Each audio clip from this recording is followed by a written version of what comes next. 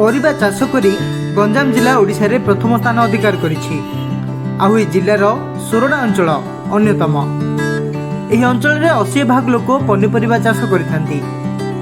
ବାଇଗଣ, ଟମାଟୋ, ବନ୍ଧାକୋବି, ଫୁଲକୋବି ଭଳି ଅନେକ ଚାଷ କରି ଲାଭବାନ ହୋଇଥାନ୍ତି ଚାଷୀ। ସବୁ ପରିବାକୁ ଚାଷୀ ସାର ଓ ଖତ ଦେଇ ପରିବା ଆଦାୟ କରିଥାଏ। କିନ୍ତୁ ଏହି ଆଧୁନିକ ଯୁଗରେ କାଙ୍କଡ଼ରେ ଅଣ୍ଡିରା ଫୁଲ ସହିତ ମାଇ ଫୁଲକୁ ପ୍ରଜନନ କରିବା ଦ୍ୱାରା କାଙ୍କଡ଼ ଆଦାୟ ହୋଇଥାଏ।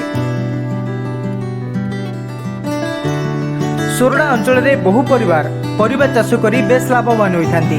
ସେଥିପାଇଁ ଏହି ଅଞ୍ଚଳରେ ସବୁ ଲୋକଙ୍କୁ ସଜ ପରିବା ମିଳିଥାଏ। ଲୋକଙ୍କ ଚାହିଦା ଦେଖି ଚାଷୀଟିଏ ନୂତନ ପଦ୍ଧତିରେ ପରିବା ଚାଷ କରିଥାଏ। ପରିବା ଚାଷରେ ସାର ଖତ ଦେଇ ପରିବା ଆଦାୟ ହୋଇଥିଲେ ମଧ୍ୟ କାଙ୍କଡ଼ ଚାଷରେ ସାର ଦେଲେ ମଧ୍ୟ ବିନା ପ୍ରଜନନରେ କାଙ୍କଡ଼ ଆଦାୟ ହୋଇନଥାଏ। ଆଜ୍ଞା କାଙ୍କଡ଼ ଚାଷ ବଡ଼ ପରିଶ୍ରମ ଚାଷ।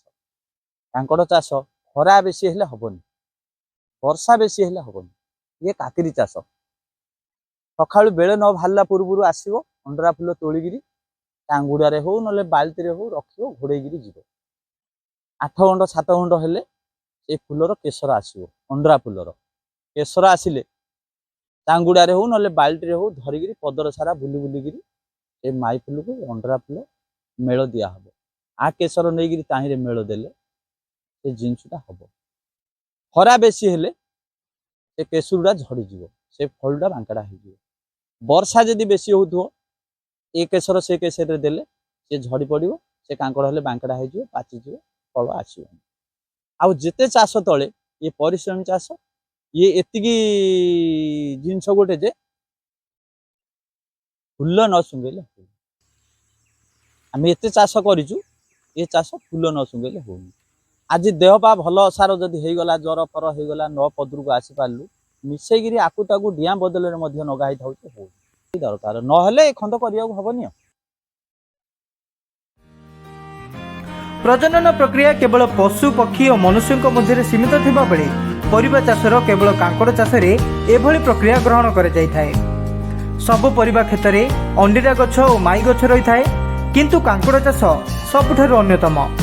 कांकड़ चाषी अंडीरा फूल सहित माई फूल को एक बाउंश कणिका साहाय्य मिलाई थांती। पर सकाळु चाषी खेत को जाई गछरे फुटिथिबा अंडीरा फूल को तोली थाए और माई गछरे फुटिथिबा फूलर केशर सहित अंडीरा फूलर केशर को चाषी निज हाथ में घसी थाए बा प्रजनन करिथाए।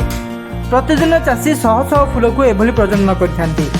प्रजनन होबार 7 दिन मध्य कांकड़ बड़ होइथाए और पर चाषी यह तोड़ी बजार में बिक्री करिथांती।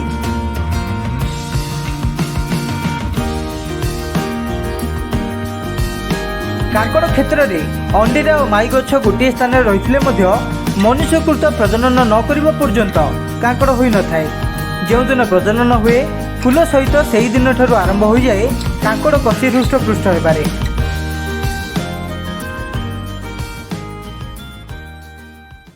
कांकड़ लगुच आम आमर कार्तिक मसरे कंदा रखा जाऊँगी आर तो चैत मस लगा लगे सारा छामुंडिया कर सुंगा हो पूरा अंडरा फूल तोलिकी संग्रह करा। अंडा फूल तोड़ा होती कहीं अंडा फूल तोड़ा 6टा बेलू तोलिकी रखा 7टा बेलू सुंगा हो से माई फूल क्रॉस करा ना सी रोनी हेल्पर सब हो आम एरिया आम देखिलु ना टोटाल रोनी से मौली सुखी जाऊ तले पड़ जाए। ଏହି ଜମିରେ ଚାଷୀ 20,000 ରୁ 25,000 ଟଙ୍କା ଖର୍ଚ୍ଚ କରି 1 ଲକ୍ଷ ଟଙ୍କା ରୋଜଗାର କରିଥାନ୍ତି। ତେଣୁ ଯେତେ କଷ୍ଟ ହେଲେ ମଧ୍ୟ କାଙ୍କଡ଼ ଚାଷ କରି ବେଶ ଲାଭବାନ ହୋଇଥାନ୍ତି ଏଠାକାର ଚାଷୀ। ସୁରଡ଼ାରୁ ସତୀଶ କୁମାର ସାରଙ୍କ ରିପୋର୍ଟ, ଲୋକାଲ୍ 18।